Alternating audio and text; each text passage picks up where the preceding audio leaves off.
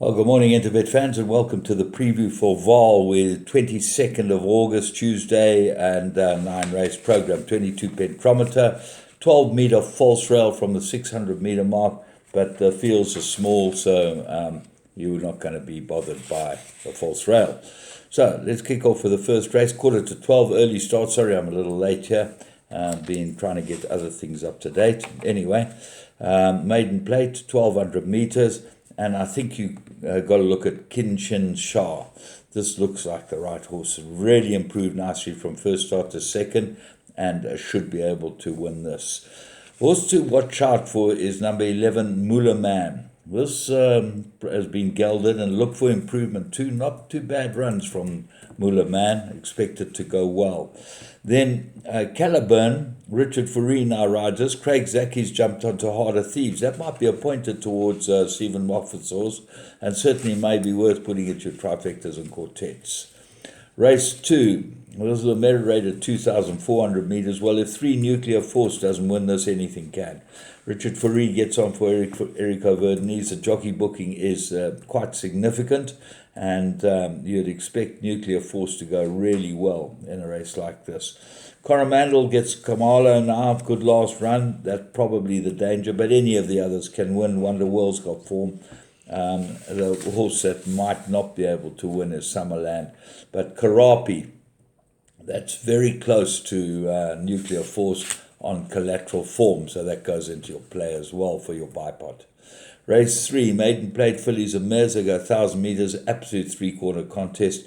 The two that look like they'll fight it out is 15 War Queen from the Hoodalakis outfit with Faree aboard it. Very nice first run. And Jumping Analia from Tony Peters' yard, drawn 1. Craig Zaki, very nice first run as well. But be careful of number 5, Flying Puma. That's got the faster time of all of them, but it was 100-1 and maybe ran on adrenaline. We saw this the other day.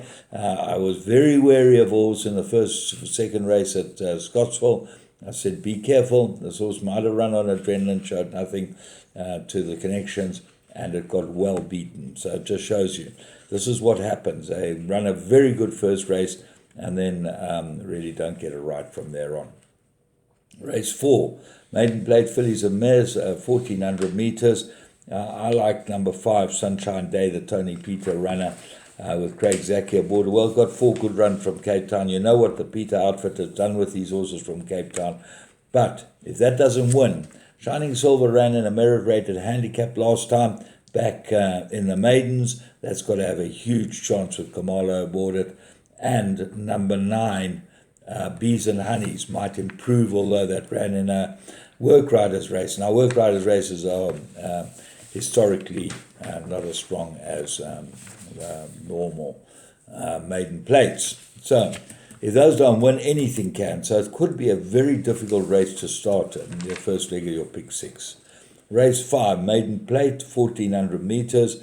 Looks like a 2-horse race. 11 Royal Edition, Philip Labuschagne runner. 2 very good runs. And it's definitely got to have a big chance here, but it's got to beat number 12, WhatsApp. There's very little between them on their first runs, and you saw that Royal Edition improved its second run. I thought it would run very well, and did so. So they look like a 2. If those 2 don't arrive, as I say, anything can. Race 6, graduation handicap. Now, this is absolutely pointless. Why have a graduation handicap for 1 and 2 time winners? And that's why you have a field of 5 runners, because there's this pathetic handicapping at the and programming at this time of the year. And you know me, I'll have a go. They got no clue, this bunch, I promise you. 1,400 meter graduation handicap. So what can win it? 6 French Impacts, a 3-year-old, and looks like he might have class. And he carries 53, and 7 Archimedes. Blinkers are on this horse. Good last run. Check its merit rating, 72. So got 52 kilos to carry. Why don't you just make it an open merit rated handicap, and you'll get a full field, and you'll get better betting turnovers. Maybe you'll learn this one day, that fields decide betting turnovers. You're going to have no turnover in this race. Anyway, that's your fault. Race 7, merit rated 80, 2,000 meters. Two horses. Number 2, Total Surrender. I think this horse is extremely well rated.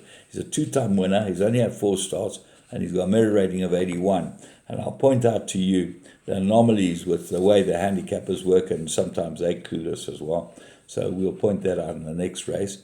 The danger has got to be number 8, Silvano's Song. There's very little between them on collateral form. On the over to you form, definitely got to have a chance of overturning number 2, Total Surrender. But I think he's got a bit of class, this horse, and expect him to go on. As long as he doesn't need the run, he's had nearly 2 months break since his last run.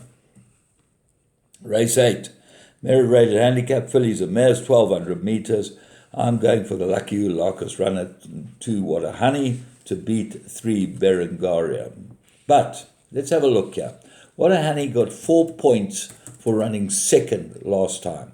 So effectively, the handicapper gave it 2 points for winning when it got up to beat in the beginning, and then decided, oh no, well, maybe we got this wrong because it ran second and got beaten ahead. We'll give it another 4 points. So what happened? Berengaria is down 2 from the What a Honey run, okay, gone from 84 to 82.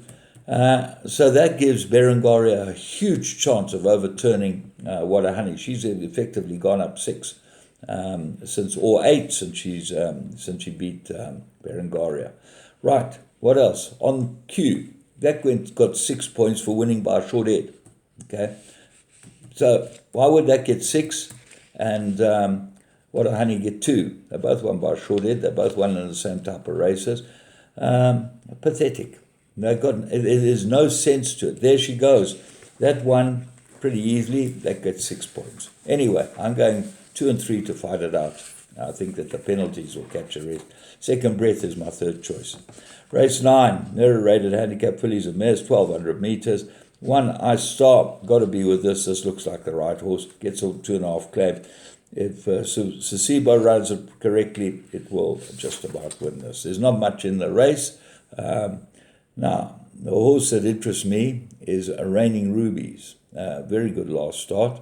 And so, because it won the maiden and they pushed it up 8 points from 57 to 65, then it ran third behind Law of Success. They gave another 2 points just for good times. Give another 2, so I got 10-point penalty for essentially winning Raining Rubies.